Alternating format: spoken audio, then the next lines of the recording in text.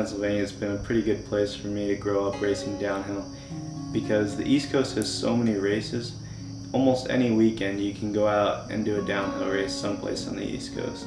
And although here in Reading there's not that great of downhill riding, it's very central to all the ski resorts on the East Coast and where all the venues are where the races are being held.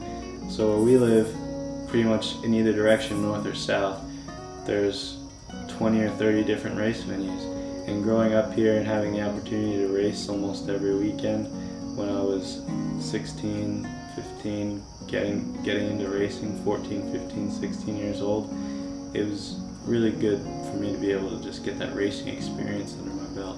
When I started racing downhill, it kind of showed me that it's less about what the guy next to you is doing and more about what you're doing. So after I got the experience of racing downhill, I knew that's what I wanted to do, and I haven't looked back since then.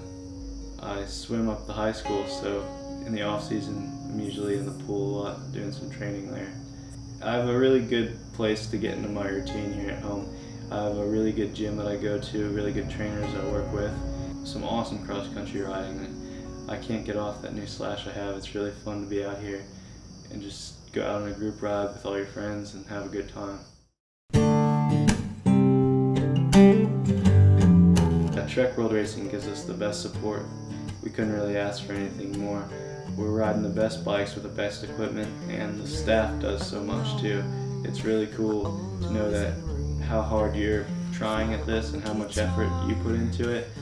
Those guys are doing the same thing. And when you win then, it's a team effort. It's not just you, it's everybody that earned that. This year I had my best result the first World Cup. I finished 14th in South Africa, and I was really happy with that one. My goal was to get in the top 20 going into the season, and I knew I could do it, but to be in the top 15 was pretty cool, and I really felt good about reaching my goal there. Sea Otter was good for me. I wasn't really expecting to get on the podium there. I knew I could do a strong ride, I knew I was fit, but I was pretty surprised to get on the podium with such a strong field. Almost all the World Cup guys were there, so to get 5th at Sea Otter was pretty good, I thought. All together to death. We're up in Port Angeles, which is a real track. Probably the first traditional muddy track we had of the year. Most of the same guys from Sea Otter were up there, and I finished on the podium again, which I was really happy with. It seemed like my season was just building, and each weekend my results were even impressing me. 2 U.S. Nationals we were going to do on the East Coast here, pretty close to home. And the one in Mountain Creek, the first one, I was just doing some practice runs with Justin and slipped my pedal and rolled my ankle over and ended up breaking a bone in my ankle and really stretching out the ligaments pretty badly. So that kind of put me off the bike for 4 or 5 weeks, which was just really bad timing. It seemed like it wasn't a season-ending injury, but 2 weeks before the second World Cup, when I was in the top 20 overall and really looking forward to keeping my strong season rolling, just came at a really bad time. I think the best way to handle some of the disappointing things that's been happening to me this year is just positive steps forward. It's really the only thing you can do.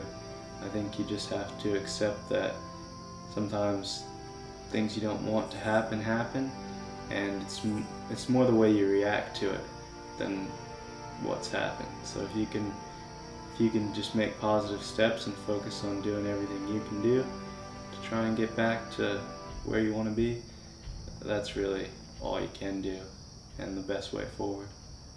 Yeah, I think I'm a top 10 rider, just gotta show everybody else.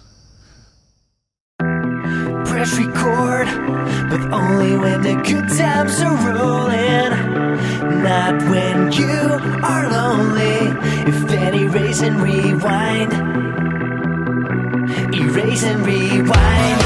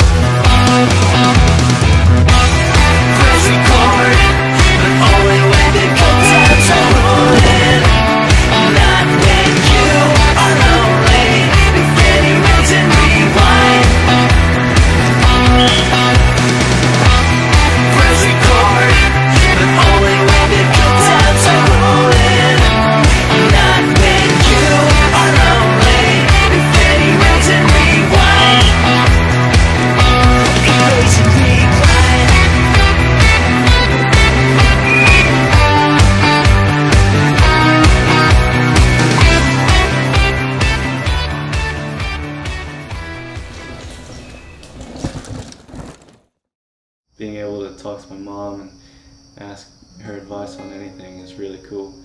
Whenever something bad happens, she's always there to say it's going to be okay and talk about whatever it is that's bothering me. So it's really special. I'm really lucky to have that. Take something positive from everything you do. You know, sometimes in the worst moments, or sometimes when things are not going at all how you want to, you learn more that's going to move you ahead somewhere in your life, more so than just always having successes. So getting through those tough times sometimes builds a lot more character and gives you a lot more worth than just dealing with the successes. And I'm sure it's hard, but tomorrow's another day. Have Logan around is pretty cool. Yeah, he's always there too, you know. If something bad happens, he says, "Don't worry, Neko, you're gonna get back on top." My barber does a good job. Me and all my boys, we got the same haircut. I think that's, for me, the best way to improve is to make a plan on how I want to get to where I want to be, and then just follow that plan. So whenever there's a bad moment, if I can figure out the best way forward, take some positive steps, and eventually I'll get there. I'm Neko Mulally, and I race for Track World Racing.